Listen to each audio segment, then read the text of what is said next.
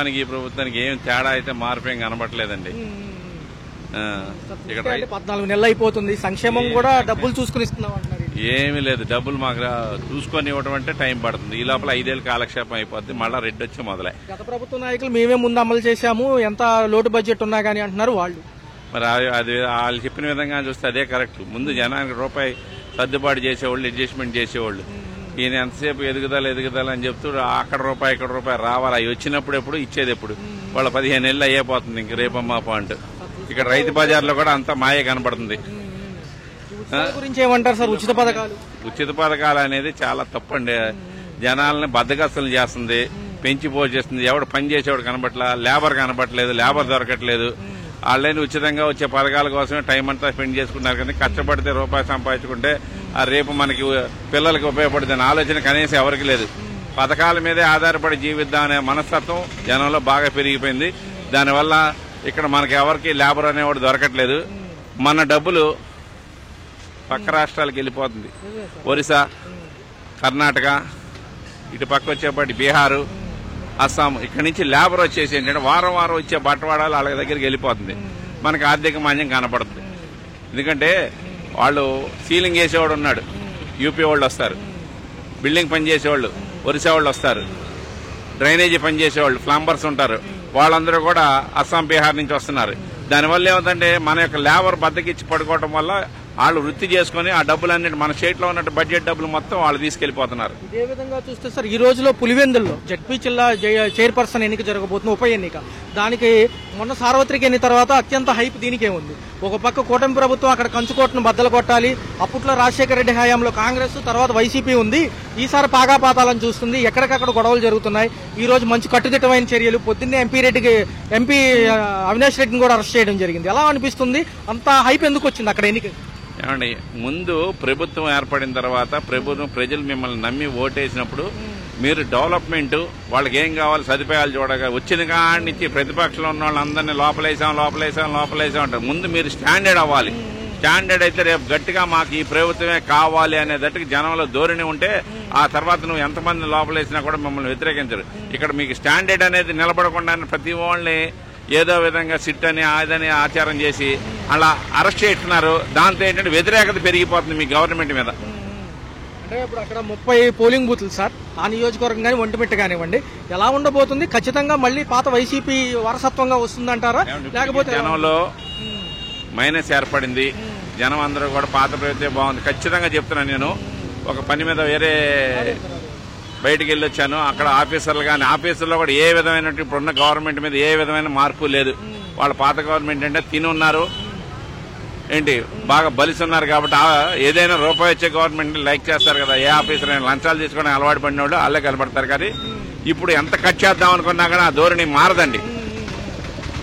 ఏమంటారంటే సార్, మరి ఎలా ఉంటుంది సార్ ఈసారి అక్కడ గెలిపి ఎవరిదంటారు? ఈ రోజు 5ంటికి ముగుతుంది. గెలిపేదన్నా గవర్నమెంట్ వీళ్ళు అధికారంలో ఉన్నారు కాబట్టి ఏదో తర్జన చేసి ప్రస్తుతం గెలుస్తాం. కానీ రేపు రాబోయే 5 ఏళ్ల తర్వాత కానీ చెప్పేదేదో అప్పుడు మారుపుద్ది. ఇప్పుడు చిన్ననాటికి ఏం మార్పు రాదు సార్. గత వారం రోజులుగా జరుగుతున్న పులివెందుల ఉప ఎన్నిక ఏదైతే జడ్పీ చైర్పర్సన్ కోసం రసాబాస్గా సాగింది. ప్రచారాలు ముగిశాయి, గొడవలు మట్టి కాగట్లేదు. పోలీసులు ఏకపక్షంగా వహిస్తున్నారు. వాళ్ళకి కూటమి ప్రభుత్వానికి అనుకూలంగా ఉంటున్నారని చెప్పి పాత మాజీ మంత్రులు వ్యాఖ్యలు చేస్తున్నారు.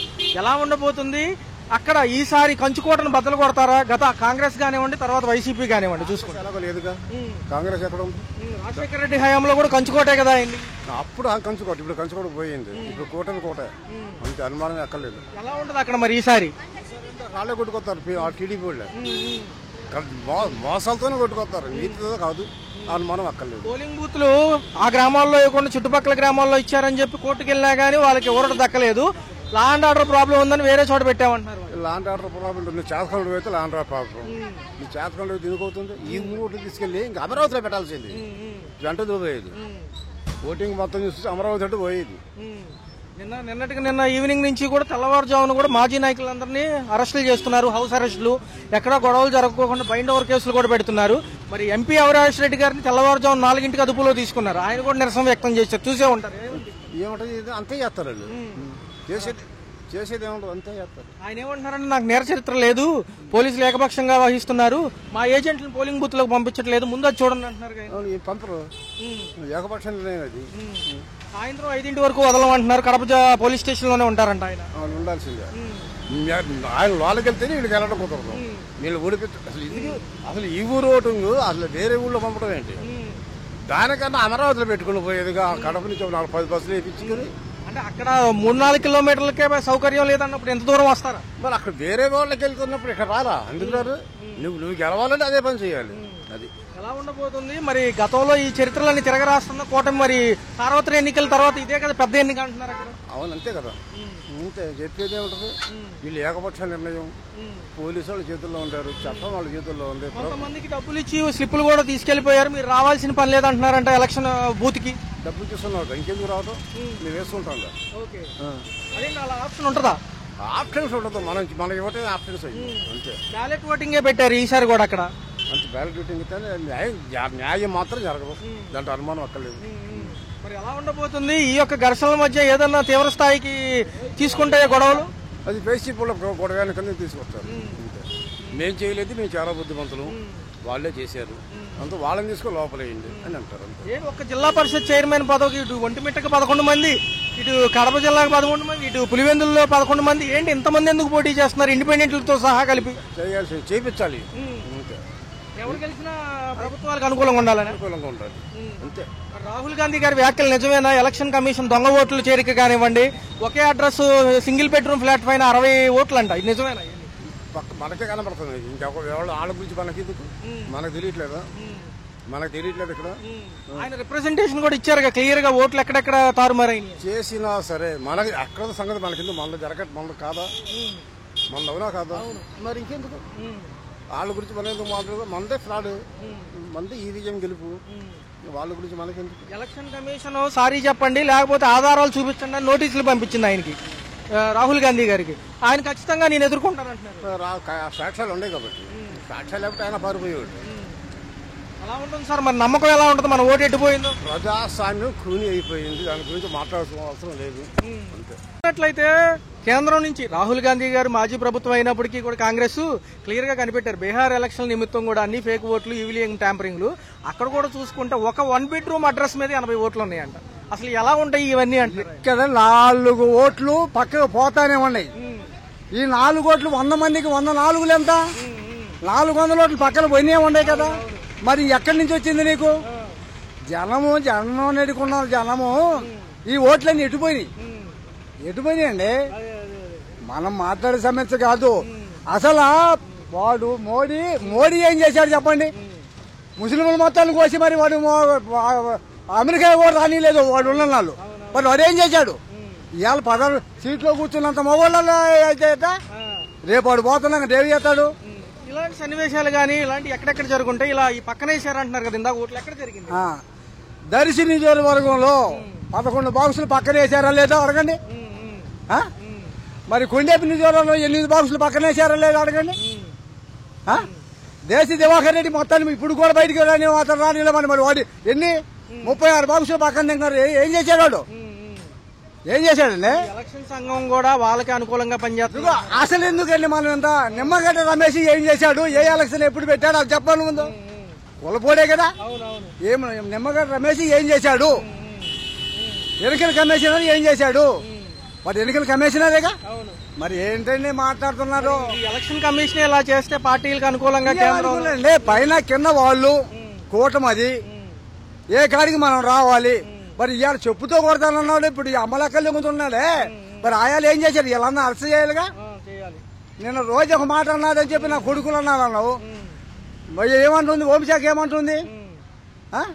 మరి వాడు కాకపోతే ఇప్పుడు అచ్చెన్నాయుడు ఏమన్నాడు? రాష్ట్రాన్ని అమ్ముకుంటామన్నాడు. ఎవడు సొమ్ము అమ్ముకుంటాడు?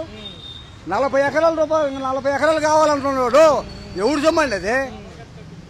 ఎవడు సొమ్ము అంటాడు? వాడిది మరి ఎన్నికల సంఘం ఇచ్చిన గుర్తింపుల కార్డులు పనిచేయవు. దాని ద్వారా పనికిరాని ఇవాళ మేము పోలీస్ స్టేషన్ పోతే ఏమంటారు తెలుసా?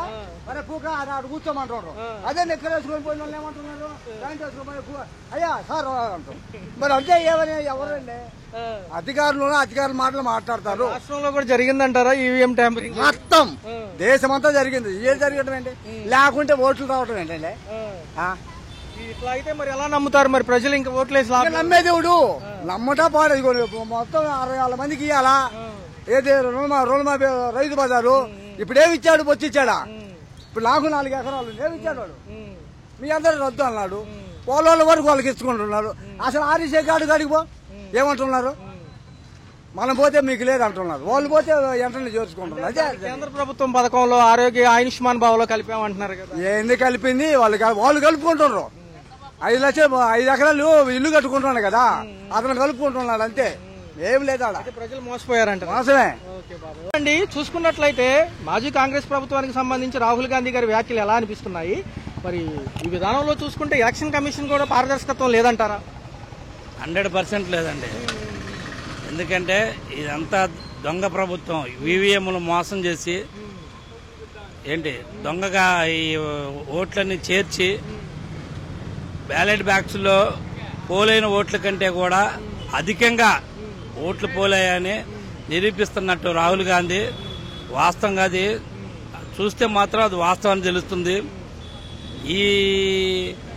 ఇలా ఈ దొంగ ప్రభుత్వం మాటలు చెప్పి మాయ మాటలు చెప్పి అధికారంలోకి వచ్చి చివరికి మోడీ కూడా కూటమి అనే ప్రభుత్వం ఒక దొంగ ప్రభుత్వం లాగా అయిపోయింది.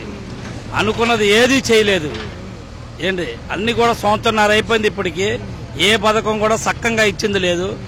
మొత్తం నెలకు 1500 ఆడవాళ్ళకి ఇస్తా అన్నారు. ఏది మహిళలకి ఏమి ఎవరికి ఇచ్చిన దాఖలా లేవు. అన్ని అబద్దాలు, పక్కా అబద్దాలు.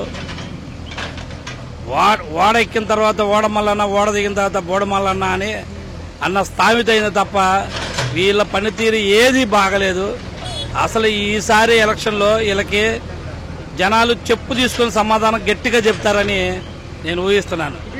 చూస్తే మొన్న పులివెందుల్లో ఏదైతే ఈ యొక్క దాడి జరిగిందో అక్కడ స్థానికంగా జడ్పీటీసీకి సంబంధించి ఏమంటారు? అంత దారుణంగా ఎందుకు ఎంతబడి పట్టాల్సిన అవసరం చూసారు కదా మీడియా. వాళ్ళకి భయం పట్టుకుందండి. ఫస్ట్ వాళ్ళలో భయం అనేది అలజడి స్టార్ట్ అయిపోయింది.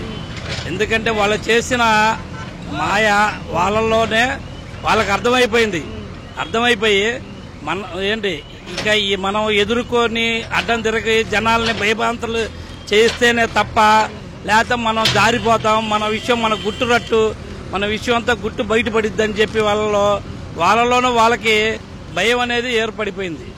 కేవలం అదే. దానివల్ల ఈ హత్యలు రేపులు మొత్తం బాగా ఎక్కువ జరిగిన కనీసం పట్టించుకోవట్లేదు. మరి బ్యాలెట్ ఓటింగ్కి వెళ్ళే అవకాశం ఉంటుందంటారు వచ్చే ఎలక్షన్స్ లో? ఇదే కంటిన్యూ అవుతుందా? అంటే రాహుల్ గాంధీ గారు పర్టికులర్ గా మాట్లాడుతున్నారు లేదా గత ప్రభుత్వాల్లో ఇంకా ఫామ్ లోకి రాలేదని ఫ్రస్ట్రేషన్ ఏమైనా ఉందంటారా ఆయన రాహుల్ గాంధీ గారికి సంబంధించి? అంటే ఈసారి ఎలక్షన్ లో ఇదే మాదిరిగా జరిగితే ఎవరు సహించరు. ఎవరు చూస్తూ ఊరుకోరు. ఒకసారి అంటే తెలిసిపోయింది. దొంగ బయటపడిపోయింది. దొంగ అన్నవాడు దొంగతనం బయటపడిపోయింది. వీళ్ళు నిజంగా నీతిగా నిజాయితీగా గెలిచిందేమీ లేదు. చంద్రబాబు నాయుడు మాటలు ఎవడో నమ్మడం. ఎందుకంటే గతంలో 2014లో కూడా చాలా హామీలు ఇచ్చి ఏమీ నెరవేర్చిన పని. వాళ్ళు తేకినే ఈవీఎంలను పట్టుకొని ఈవీఎంల ద్వారా బయటకు వచ్చారు తప్ప వీళ్ళు నిజంగా జనాల ఓట్లతో గెలిచిన వాళ్ళు కాదు. జగన్ చేసిన తప్పేం లేదండి. 11 సీట్లకి దిగజార్చిన అంత తప్పేం చేయలేదండి జగన్. వీళ్ళు ఈవీఎంలతో వీళ్ళు ఇష్టాసారంగా పప్పు అనే వ్యక్తి చంద్రబాబు నాయుడు కొడుకు 90,000 చిల్లర వస్తాయండి అతనికి. అంటే ఫస్ట్ నుంచి సర్వేలు కూడా చెప్పాయి కదా పాత ప్రభుత్వం మీద వ్యతిరేకత ఎక్కువ ఉంది, అందుకే కూటమి ప్రభుత్వానికి ఈసారి అవకాశం ఇస్తామన్నట్టుగా చాలా మంది అంటున్నారు కదా. అవ్వచ్చు కానీ మరీ అంత దారుణంగా లేదండి. అంత దిగజారిన తరంగా ఏం చేయలేదు జగన్. జగన్ అనేది అతను కూడా చేశాడు, అనుకునే అన్ని చెప్పాడు. మరి ఇంత హీనంగా లేదు. మొత్తం 100% ఈవీఎంలేనండి. ఈవీఎంలు తేడానే మొత్తం అమ్ముడు పోయారండి. ఏదన్నా ఒక ఇక్కడ క్యాంపులు జరిగితే సిట్ విచారణ, కేంద్ర విచారణ బలగాలు వచ్చి ఇక్కడ కుర్చీ చేసుకుని కూర్చుంటారు ప్రతి అంశం పై. మరి ఎలక్షన్ కమిషన్ విచారణ చేసేది లేదు కండి. 10 రోజులకే వాళ్ళు ఎలక్షన్ అయిన 10 రోజులకే ఈవీఎంలు మొత్తం ఎత్తేసారు, మొత్తం గోల్మాల్ చేసి పారేసి లేపేశారు. ఇప్పుడు ఎంక్వైరీ చేయడానికి కూడా ఆధారాలు అనేవి ఏమి లేవు కదా వాళ్ళ దగ్గర. ఏ రంగంగా బయట పెడతారు వాళ్ళు, ఏ రంగం పట్టుకోగలరు?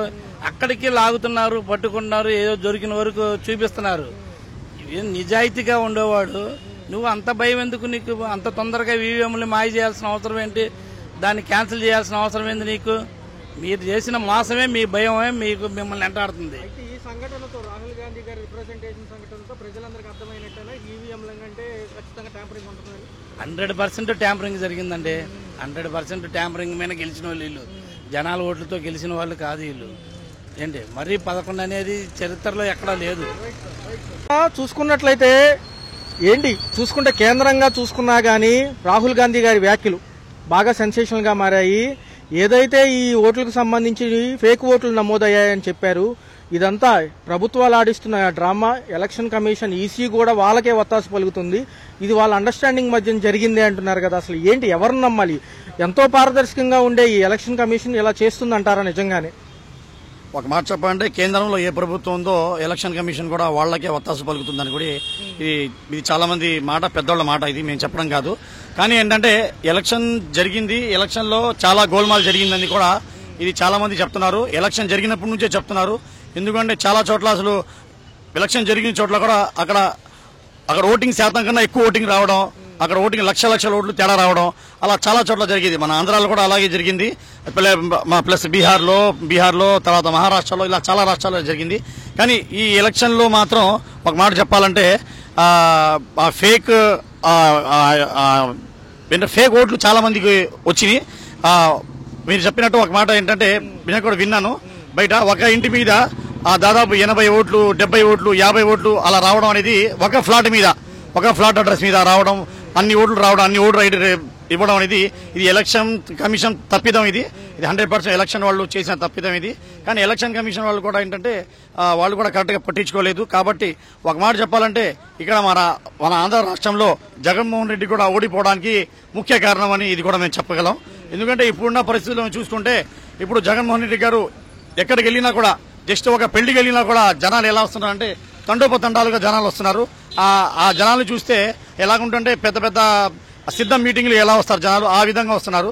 అంటే దీన్ని బట్టి మేము అర్థం చేసుకోవచ్చు జగన్మోహన్ రెడ్డి గారు పక్క 100% మోసం జరిగింది ఈ ఎలక్షన్ లో అని చెప్పొచ్చు. ఎందుకంటే రాహుల్ గాంధీ గారు కూడా చెప్తున్నారు ఈ ఎలక్షన్లు జరిగిన ఈ ఓటర్లు కూడా అంతా చాలా వరకు 70%, 60% ఫేక్ గా వచ్చింది, ఇదంతా ఫేక్ ఓట్లు పడినాయి అని చెప్తున్నారు ఆయన. ఇలా చూసుకున్నట్లయితే మరి ప్రజలు ఎలా నమ్ముతారు? ఈవీఎంలో ఎంత పెద్ద ట్యాంపరింగ్ జరుగుతుంది. ఒక పక్క చూసుకున్నట్లయితే ఇటుపక్క వస్తే మరి ఆ బ్యాలెట్ ఓటింగే ప్రోత్సహించవచ్చు కదా. మళ్ళీ ఈ తలమునకలు అవడం ఎందుకు? ఇందులో ఎటువంటి ఇలాగా ట్యాంపరింగ్ జరిగే అవకాశం లేదని చెప్పడం ఎందుకు? ఆల్రెడీ అమెరికా సంస్థల ఇన్వెస్టిగేషన్ లోనే తేలి ఈవీఎం ట్యాంపరింగ్ అవకాశం ఉంది.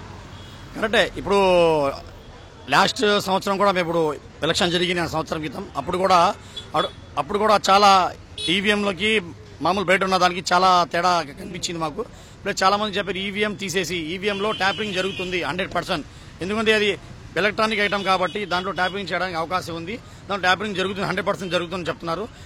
అది కూడా చాలా మంది నిపుణులు కూడా చెప్పారు ఇది ఈవీఎంలో చాలా మంది తేడా జరుగుతుందని చెప్పి. కాబట్టి ఒక విధంగా చెప్పాలంటే ఈవీఎంలో తేడా జరిగిందని కూడా మేము చెప్పొచ్చు. అదేవిధంగా ఏంటంటే జగన్మోహన్ రెడ్డి గారు ఓడిపోయారని కూడా మేము అన్ని విధాలుగా చెప్పొచ్చు ఇప్పుడున్న పరిస్థితి చూస్తుంటే. ఎలా ఉందన్న మొన్న స్థానిక ఈ యొక్క పులివెందులకు సంబంధించి జడ్పీటీసీ ఎలక్షన్స్ లో రమేష్ యాదవ్ గారి మీద దాడి కానివ్వండి, ఆ లోకల్ గా ఈ నాయకులందరూ ఒకేసారి దాడి చేయడంతో ఆయన హాస్పిటల్ పాలయ్యారు. పోలీసులు కూడా కొద్దిగా వీక్షణ చూస్తున్నారు, అక్కడ సరైన చర్యలు తీసుకోలేదనేది ఆయన వాదన. ఆయన ఏదైతే హాస్పిటల్లోనే మీడియా ముఖంగా మాట్లాడడం జరిగింది ఇది దారుణం అని చెప్పి. ఎవరు సమాజంలో ఎవరైనా కానీ ప్రచారాలకు వెళ్తారు, వాళ్ళ హామీలు వాళ్ళు ఇస్తారు, ఇది కూడా చేయకూడదంటే ఎలా కుదిరిద్దని ఆయన అడుగుతున్నారు. ఈ కక్షపూరిత చర్యలు ఇంకెన్నాళ్ళంటారు? ఇది మొన్న పులివెందులలో జరిగిన దాడి ఏంటంటే ఒక విధంగా జనానికి భయపెట్టి ఓట్లు లాగడానికి, అక్కడ ఉన్న మున్సిపల్ ఎలక్షన్స్ అక్కడ ఏ ఎలక్షన్ జరిగినా కూడా అక్కడ జనాలకి భయపెట్టి చేయడానికి ఇప్పుడున్న టీడీపీ ప్రభుత్వం చేస్తుంది. ఇలా ఇలాగే ప్రతి వైసీపీ వ్యక్తుల మీద, వైసీపీ నాయకుల మీద దాడులు టీడీపీ చేయడం అనేది మేము చూస్తూనే ఉన్నాం, చాలా చోట్ల చూస్తూనే ఉన్నాం. కానీ ఇది సరైన పద్ధతి కాదు. ఎందుకంటే ఎవరన్నా రాజకీయాల్లో ఉండొచ్చు, ఎవరన్నా వాళ్ళ హోదాలు ఉండొచ్చు, కానీ పక్కల మీద ఒకళ్ళు ఆపోజిట్ పార్టీల మీద దాడి చేయడం అనేది ఇది చాలా దారుణం. ఇది ప్రతి ఒక్కరు జనాలు చూస్తున్నారు ఏం జరుగుతుంది, ఏం చేస్తున్నారు అనేది. కానీ వచ్చే ఎలక్షన్ లో మాత్రం తప్పకుండా జవాబు చెప్తారని మేము అనుకుంటున్నాం. హలో, తెలుగు రాజ్యం ఛానల్ చూస్తున్నారా? సామాజిక రాజకీయ జీవన చిత్రణే తెలుగు రాజ్యం. అతిశయోక్తులు అసత్యాలు ఉండవు. రాజకీయ కోణం కాదు, ప్రజా కోణమే కొలబద్ద. తెలుగు రాజ్యం వీక్షణ మీ ఉత్తమ అభిరుచికి నిదర్శనం.